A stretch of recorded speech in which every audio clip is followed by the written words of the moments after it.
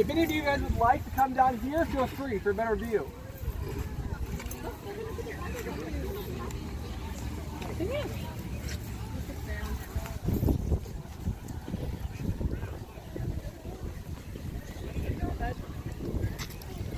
Food. Yep.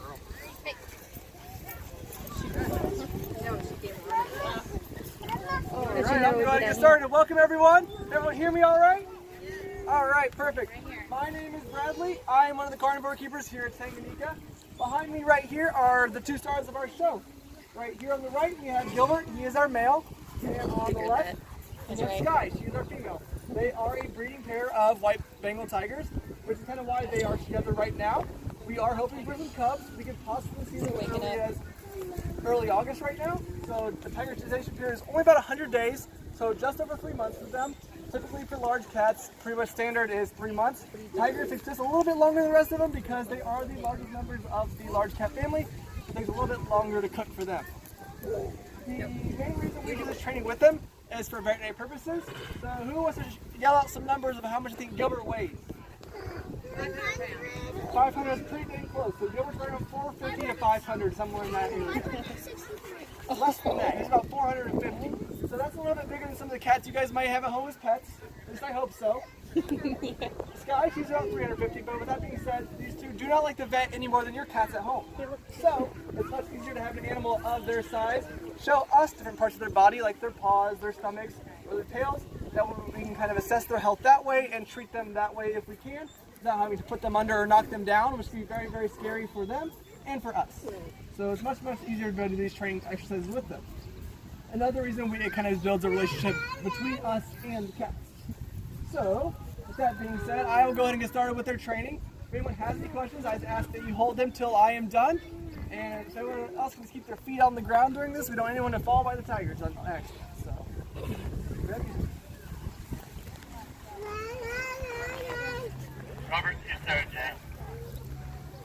Go ahead. Hey, it's getting busy enough over here, so it's probably would start to have you come over and help them. That way we don't have to worry about this knowing quite.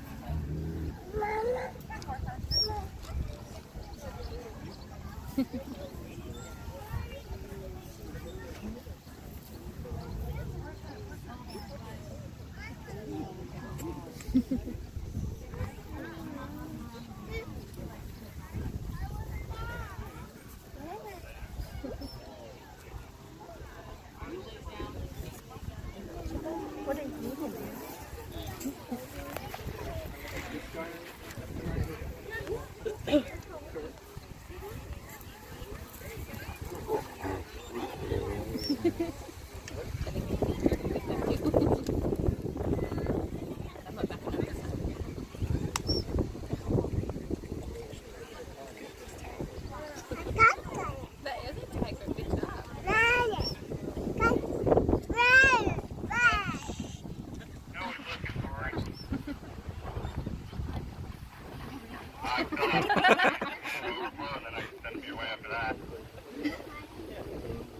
I'm in no rush. That's hard.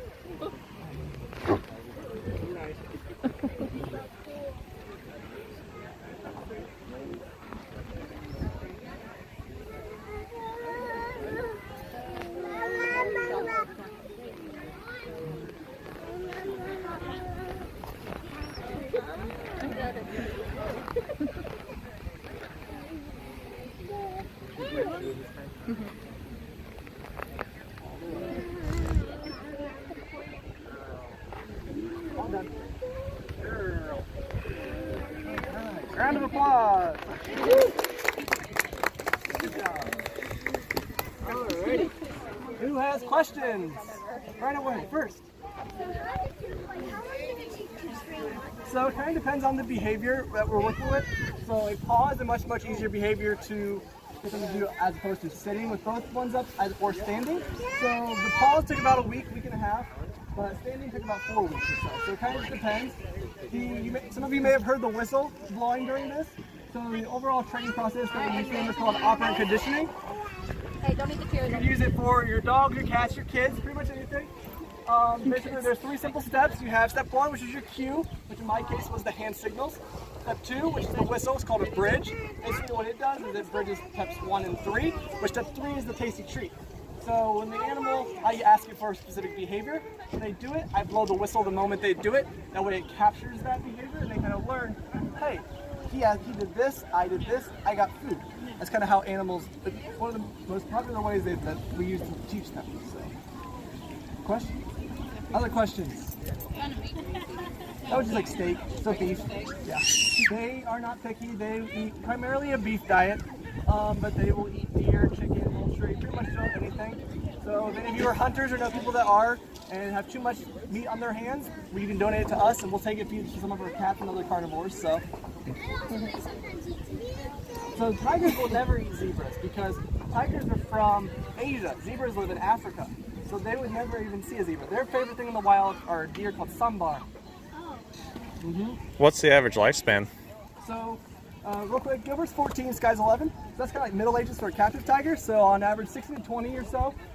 They can live up as old as 25. The oldest one in captivity has made it. And in the wild, typically it's around 8 to 10. And if they're extremely lucky, 15 has been the record. But typically before they get that old, they die due to a tooth infection. So for example, if they're out hunting or they get in a fight with one another and they crack a tooth, basically they can't eat, therefore they can't hunt, therefore they'll basically starve to death. So that's kind of the reason why they don't last as long in the wild, because they don't get free healthcare like they do here. Yeah. How easy is it to treat a tooth infection here? So one of the behaviors we are working with them, we have a stick that's just like this one, identical, but on the end here we have a big ball. So we're trying to teach them how to open their mouths on cue, that way we kind of look at things. If it's something that we could just kind of treat them orally, just with some like pain meds or something, or an antibiotic, or we could feed them, like put in their food, that'd be pretty easy. But if it was something that would require surgery, for example, we would have to put them under.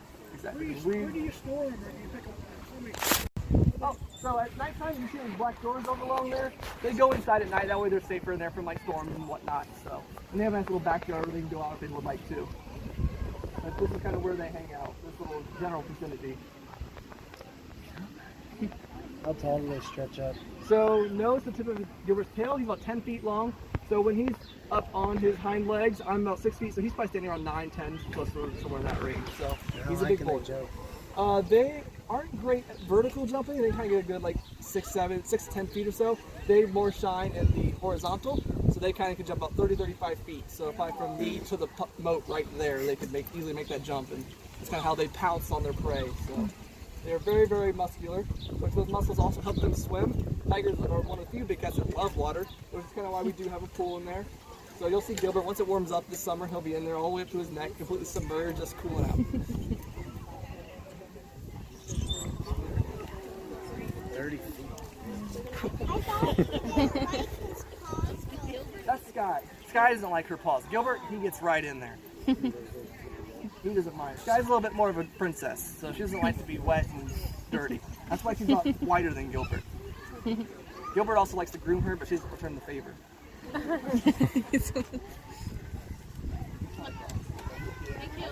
Yeah, of course.